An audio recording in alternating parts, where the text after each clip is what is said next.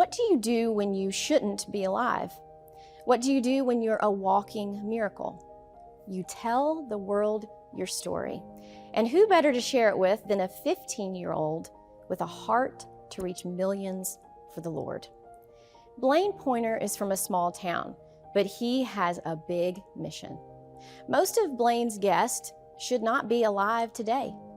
They are walking miracles, saved by divine protection, to tell their story to you today, a testimony of God's amazing grace and power at work in their lives. And as the old adage goes, you can argue an opinion, but you can't argue an experience. These stories are life-changing. Open your mind and your heart to the living, breathing testimonies of God's amazing power. His miracles are alive today. Choose Different Media is proud to present Small Town Testimonies with Blain Poynor. Blain Poynor is an impressive 15-year-old young man with a huge heart for God from the small town of Eagleville, Tennessee. He enjoys golf, fishing, church, and time spent with his family and friends. This unsuspecting teen has big dreams in his heart and an even larger calling on his life. When he heard about the nationwide Bring Your Bible to School Day, Blain's first thought was, what about the kids who don't have Bibles? He approached his pastor, and together they coordinated a Bible giveaway to ensure every child at the school who didn't own a Bible would be given one so they could participate. Blain often shares with his mom his personal frustrations around not being able to find entertaining media that doesn't include violence, nudity, and cursing. One evening after watching the movie The Sound of Freedom, he told his mom, "I just feel like God wants me to share His good news with the much larger audience." His mom reminded him about Choose Different Media Kids TV show contest called The Shakedown.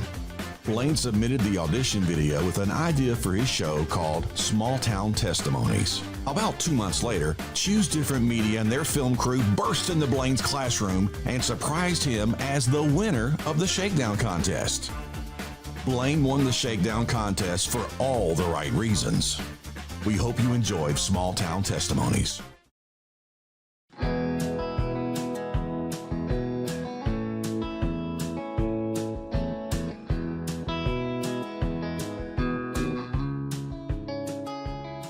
Did y'all see the Live event in Nashville? Yeah, I watched it. You watched it? Mm-hmm. You don't know what that is? You never seen that before? So it's kind of like the Masters, but it's where they play on teams. Oh really?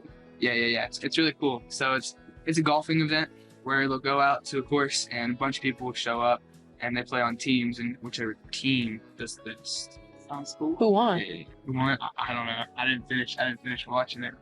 Yeah, I don't know either. Yeah, I was watching and I was thinking, like, it's crazy, like the bond that the people on these teams have, you know? They didn't even know each other before that, probably. Yeah, probably not. And they came up and they just they started playing together and they just became best friends. Yeah, that's cool. Yeah. So who are we talking about today? Well, I had an interview with a lady named Miss Christini McMillan, and she has a very interesting, very sad testimony that she's going to share with me. From the bits and pieces of her story that I've heard, it's very life-changing what happened to her. I know that there was an accident and she lost 4 of her best friends on the way home from a trip to the beach. You know how it affected her, in her life? Yeah, I know that she was devastated. It really affected her emotionally. Really affected her. I mean, she grew up with these kids, and it would be like losing one of y'all. It would be terrible. I couldn't imagine high school without you guys. Yeah, I know. That would be crazy. Yeah. You know, y'all are like family to me, you know? Yeah. It'd be really sad to not have y'all. I don't think I could imagine just going through that. Yeah. Yeah, it's really sad. It just feels so different not having one of you guys. Yeah, I know. You know if she ever sound like the God throughout that time? Yeah, I know. I know. From what I've heard, I know it was hard for her because when she got in the accident, she was actually put into a coma, an induced coma. And I know a story that she had people from a local church come and sing hymns beside her bed. And I know that she's close to God now. But I know that it was hard for her growing up and losing her best friends. That's good to keep down top. Yeah. It really is amazing that after somebody goes through something like that they can realize that God loves you and there's a reason that He spared you and you have a purpose.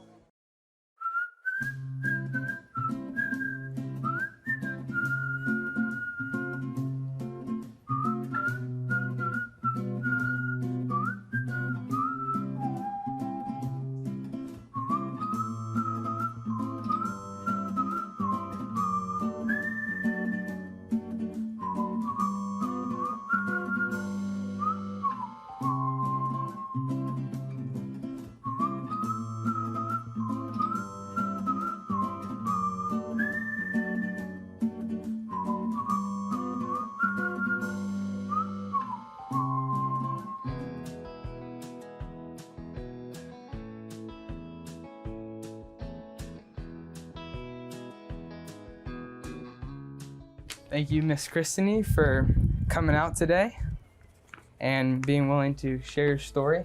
Thank you for having me. All the people, I think it's 60 million households all over the U.S. So first of all, tell me about your spring break trip when you were 17. We went to, myself and my 4 best friends went to Panama City, and my mother was the chaperone, and she brought her friend with her, and they were driving behind us, and we went down there and had an awesome time and enjoyed the sun and the beach and hung out with our friends, and we had a great time. And then we, during our trip, I think it was 2 nights before we came home, there was a group of church young people that came by and had talked and was ministering to everybody and had asked us, if something was ever happened to us, if we were potentially going to be, in a car accident or something on the way home, where were we with God? So we all answered and talked about God and where our hearts were with God. And then the morning of on our way home, we stopped at Waffle House and had breakfast. And then we were driving home, and we were about an hour away from home, and we stopped to let the girls call their parents and let them know that we were an hour away from home. And we got back in the car, and then one of the girls had reached for a CD and ended up going off the road and swerving, and then she overcorrected, and then all 5 of us were thrown out the back hatch. None of us were wearing seat belts, and I was life flighted to Huntsville. And unfortunately, my 4 friends didn't make it. Good evening, everyone. I'm Chris Clark. And I'm Amy Marsalis. 4 Brentwood High School students died in that crash in Giles County March 25th. Christiny was the only survivor. She spent the last month in the hospital and was released only Tuesday. Christiny remembers little of the March 25th rollover accident that took the lives of 4 of her closest friends: Shannon Mannix, Kristen Smithson, Andrea Dirks, and Andrea Ward. As she's tried to recover physically, emotionally, it has been devastating. So what were your injuries? I broke my C2, shattered my right tibia, fibula, left lungs collapse, lacerated liver, lacerated pancreas, spleen ruptured and removed, broken ribs. Yes, broken ribs. Wow. So when did you find out about your friends? So I was actually put into an induced coma for, I think it was a total of 10 or 11 days. So once the medication had kind of worn off and I was able to start talking again is when they told me. So about 11 to 12 days after. But during the coma, they were visiting me in the hospital and coming to see me. So it was, I didn't believe it that had happened because I thought they were coming to see me. As she's tried to recover physically, emotionally, it has been devastating. It's been hard. Very hard. I just know that they had a wonderful life. In the last week, we had a blast. How long was your recovery? To this day, I still am in recovery, but I was able to start walking again. I had to learn to walk again with my right leg. I was starting to get out and walk again probably about 6 months after the accident. And then I had continuous surgeries for the next 6 years. But I still struggle with a lot of pain and whatnot. But I am able to walk, and they were actually going to amputate my leg. They came in and told my parents they were going to amputate my leg, and my mom had asked to just give her a few more hours. And so God, had other plans, and I was able to keep my leg. Wow. It's truly amazing. So during all of this, how was God present?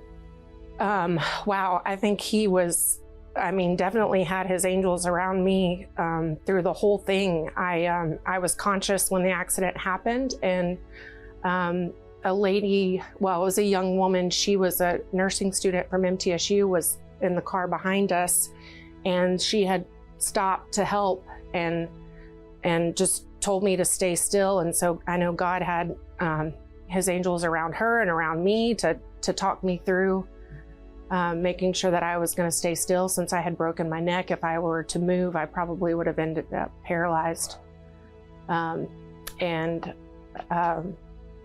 Kind of ironic is that we recently moved to Eagleville, and that student nurse lives on my same street that we just moved to. So it's kind of a full circle now to be in this town with her. Yes, ma'am. Were there any very influential people that came to visit you while you were in the hospital? Absolutely. So Christini McMillan was her name prior to being married. So she definitely came to visit me and her whole family, and they became a second family to us.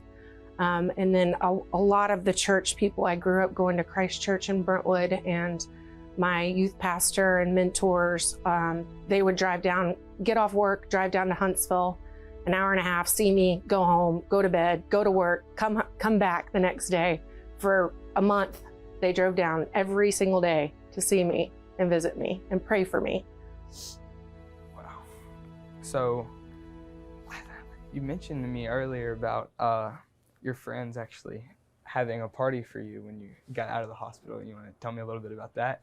Yes, so we had to get some friends that had a big SUV so they could lay me down in the back of a big Suburban to bring me back home from Huntsville. And they rolled down the windows and I couldn't see, but I just heard so many people screaming and welcoming me home. And there was probably 75 kids that were there and had a big party for me when I got home a month later.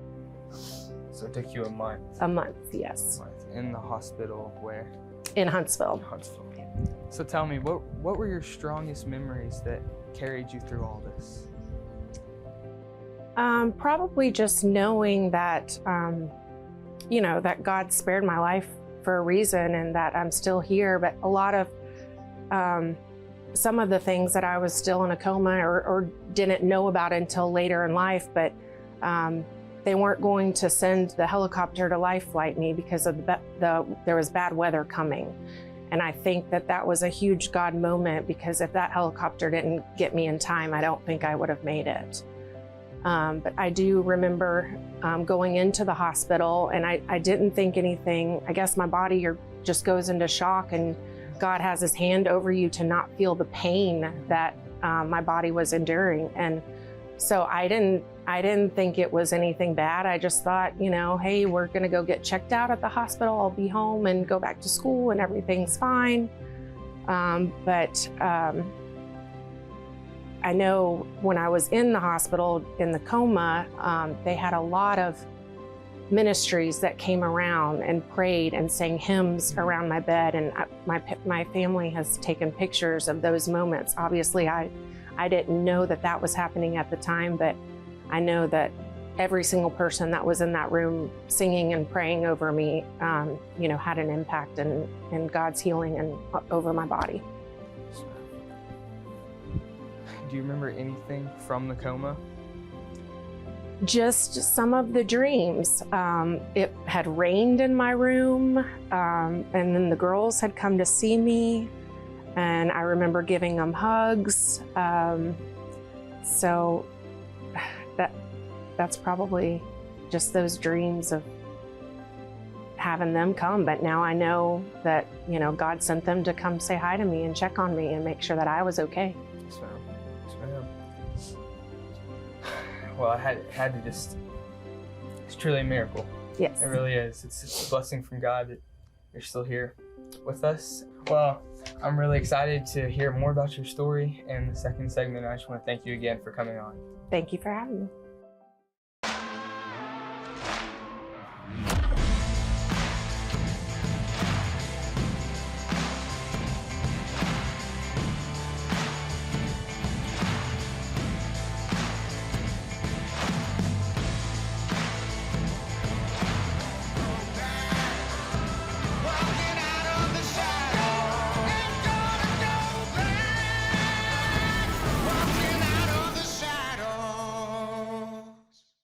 Welcome back. So, moving on into this, how did your life go on? So I ended up starting my senior year, going back to school for, I think I only went maybe 2 weeks, and it was very difficult to go back to school and the girls not there. So I ended up homebound, doing a homebound program where the teacher would go to my teachers at the school, get the work, and then bring it home to me. So I did the same classes that I would have if I was in school. So I finished my senior year doing the homebound program, but I was able to go to homecoming. I was able to walk across and graduate on crutches. So that was super cool that I was still involved with some of the school activities. But I ended up meeting a young man at church at the Christmas concert after my accident, and he became like a light and shining angel from God that was sent my way. So we started dating, and I'll just kind of give you a little recap of it, but we dated for 2.5 years, and then we broke up, and we were best friends for 17 years. And we just got married 4 years ago. Wow. So he was like my gift from God that kind of helped me get through life. And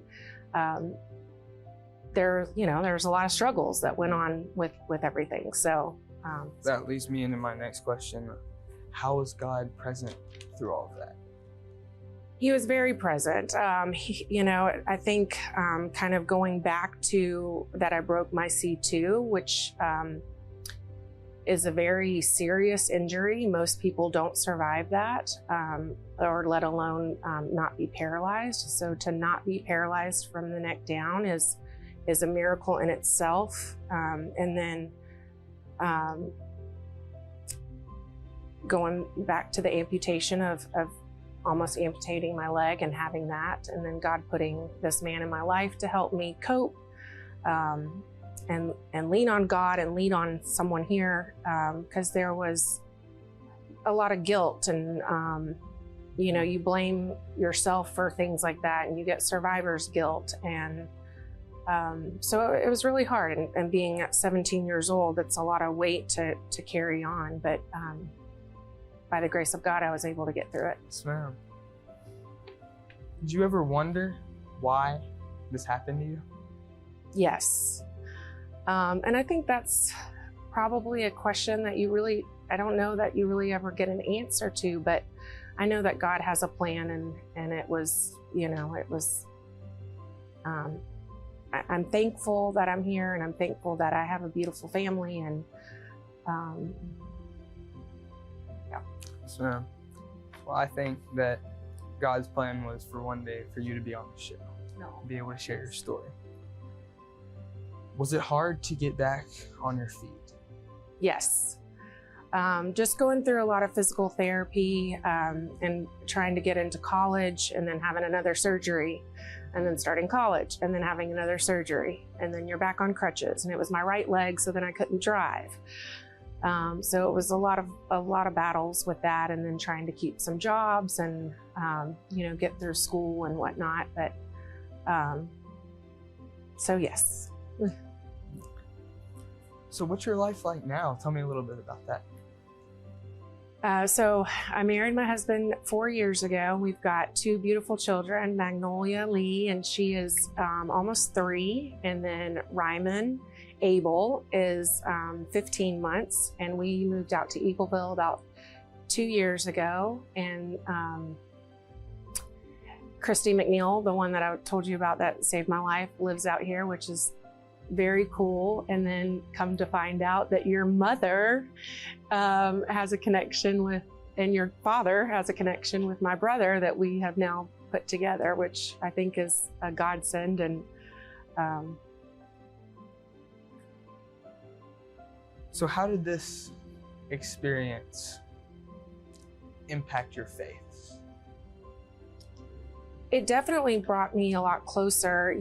I think when somebody goes through something like this, you do question, a little bit of why did this happen to me, or why would God put me through something like this? But then at the end of the day, you realize that that's just going to make you stronger and build your faith with Him. Do you ever dream about any of your friends that were in the accident with you? I do. They are in my dreams a lot, and I want to honor them as well, and in their memory. But Kristen Smithson, Andrea Dirks, Andrea Ward, and Shannon Mannix. But they are in my dreams often, and I think that's another way of God letting me know that they're okay, and that they're smiling, and they're okay. Yes, ma'am. Do you remember any specific dreams about them or what goes on? Not really anything specific. I just feel like they're always in presence of situations, or if we're out at a party or something, they're always there, standing and smiling, and just hanging out. Was there a scripture or hymn that anchored you to God through this whole process? Yes. So my parents, they had decorated my room at the hospital so that there was cards everywhere, all over the room. I mean, you wouldn't have even known that it was a hospital room. There was flowers and cards and posters and everything, so that they didn't want me to think that I was, in this cold, quiet, hospital room or whatnot. But we had it was probably a CD player at the time, but Amazing Grace was on repeat, and that just played over and over and over. And my husband, his father was a famous harmonica player, and he was known for playing Amazing Grace. And if you listen to Terry McMillan play the harmonica Amazing Grace, you will get goosebumps head to toe, because it's an amazing song for one, but it's just kind of a full circle of that was one of the main songs that was played in my hospital room. And then my husband's dad recorded it, and so it's kind of cool to now hear him play that. He has passed away now, but we have the CD of him playing it. So Is there a message that you have for someone that shares your story? I would just say that if you have survivor's guilt or anything that triggers that just hold on to the faith, because God has a plan for your life, and He'll get you through it. Thank you for sharing your story and for coming on my show. I really appreciate it, and I know you touched a lot of people. I just want to say thank you. Thank you for having me.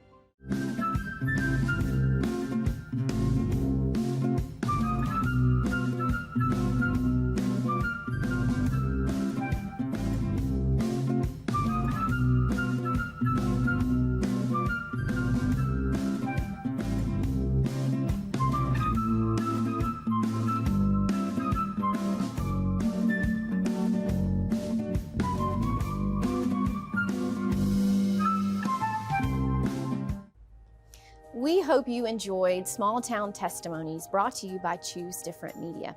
If you're passionate about good, clean, uplifting media that honors God, we would love for you to join our community of supporters. We like to call them Hope Warriors.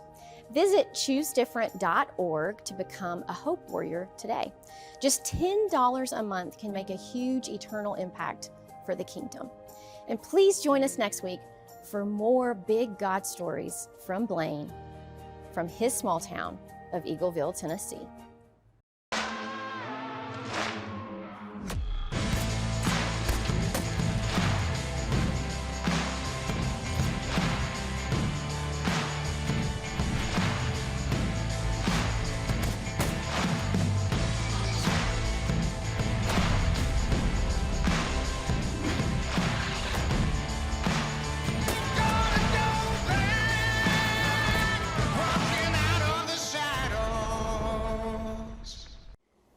Do you have a relationship that needs mending? Hi, I'm Christiny, and this is your Choose Different Minute.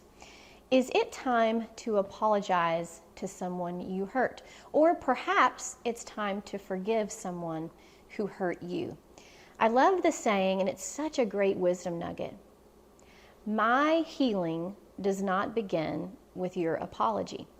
That means forgiveness is actually for us. Sometimes when individuals hurt us, we can cling to that and it can weigh us down. Choose today to forgive them. Set yourself free. Forgiveness is actually for us. Remember, you too could be one different choice away from a better tomorrow.